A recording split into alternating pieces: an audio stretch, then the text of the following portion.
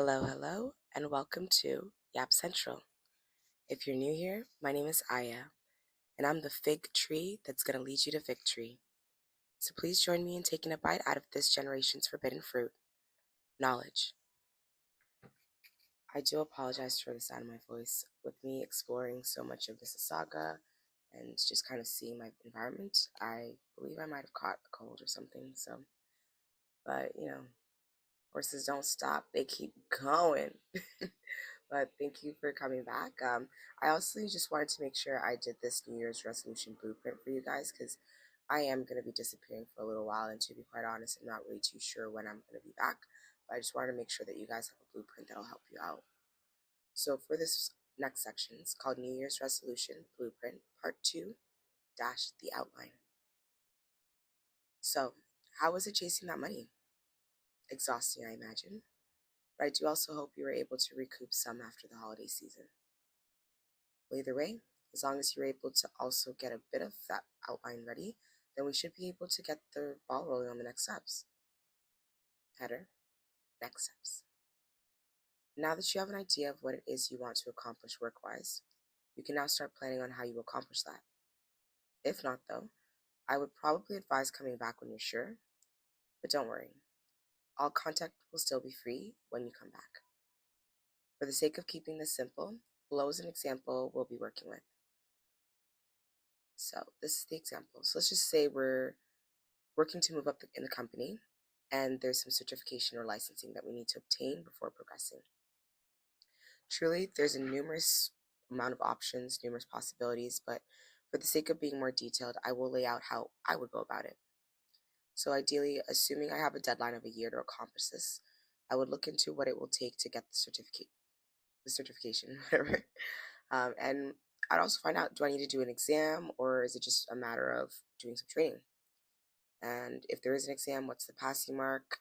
Can I do better than the passing grade? How much do I have to even study daily? So if you did watch the first blueprint, we're still operating from the quarterly breakdown, despite the timeline being a year to accomplish. So we're still doing January to March, April to June, July to October, September to December. These are all thoughts that you should consider before even trying to tackle the other resolutions that you might have. And you'll kind of see why later on, but it's more to do with the fact that the next set of, options, they have nothing to do with money. So you need to make sure that this particular section is where all your money will be coming from to supplement on those other things. But essentially, this does just mean that when you're deciding how you would like to study, it should be reasonable based on when your exam is. Don't spend every free moment studying, but see how much content you need to cover. Check in with yourself and see what kind of capacity you have, and then slowly increase it. Because let's be honest, no one has an immediate capacity to study. No one wants to study, but we need to. But forcing yourself to study for way too long is how you end up just not wanting to study at all, or honestly burning yourself out. So I just need y'all to be very mindful of that. And speaking of burning out, like, this year is not about being burnt out despite it being the year of the fire horse, but rather it's about letting the fire naturally burn as is, but only adding fuel to it when necessary. So the idea here is all about moderation this year, guys. If the timeline is too tight, honestly, find a way to postpone that exam. I cannot stress this enough. The exam will still exist even a year from now. But if you're not focused enough to even take it, why bother? You might pass, and to be fair, if that's all you want to do, then fine. I did the same thing. For my actual work, I chose to just pass the exam and then intended to just continue studying the textbook so that I'd be able to retain what I didn't really before. Because to be honest, I was not planning on using the certification for the role that my job wanted me to take, but rather I wanted to use it as a stepping stone to open up another door within the company that I wanted to take. But things happen. So even with those delays, I haven't really minded because what can I do? You know what I'm trying to say? So it wasn't really about the highest mark for me. I was planning on being in a new position regardless, but I was also planning on being in it temporarily because pouring all my effort would have exhausted me before I got to the place that I actually wanted to be. So you really need to know what it is you want, and not if you're capable of it, but how willing you are to surrender to it. Because we don't do sacrifices over here.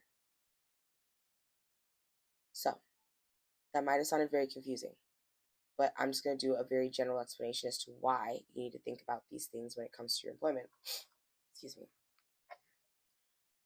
The reason you should focus on this is because wherever you decide your monthly income should derive from, that is going to be the same place that would be financing and sponsoring your goals. When you look at your employer in this way, then the work you're doing isn't so much a job, but rather a stepping stone for wherever you actually want to be. When you see your job in that light, there's an air of detachment whereby your obligations to your job are equal to the capacity that you have for it. Meaning, yes, you've got that project that needs your attention, but this week you're so burnt out that you can't even concentrate. Well, okay, then why force it? That job and that project will be there when you come back. Even if they have to get somebody else to do it and take over, what difference will it make if the work you would have put in the end, so sorry. What difference will it make if the work you would have put in ended up not meeting the standards anyways? So I'm somebody who has pretty high standards. I'm my only competition. And I'm real, real, real, real, real, real strict about myself. It's my sense of justice. I can't help it. I can't help it. I hate when I'm doing bad things because I'm like, you didn't need to do that. Like, you actually didn't need to do that. That's what I'm just saying. You just got to be just got to be a lot more mindful these days. But yeah, so why force yourself to submit a half-assed project when you can just take some time off to re-energize well enough that when you come back, you at least come back stronger? I can understand the concern for money, but I really need people to understand that chasing after money is exactly why it'll start running from you. So in summary, think of your job as the sponsor and financer of your actual dream. If the job you have is your dream, then how can you make it so that you can propel yourself further than you initially hoped? Focus on that first. Then we'll come back and talk about those other goals. Until then, let's keep an open mind, open perspective, and an open heart. And until then, peace and love from Aya. Oh, she's sweet but a psycho, a little bit psycho. At night she's screaming, I'm on my mind.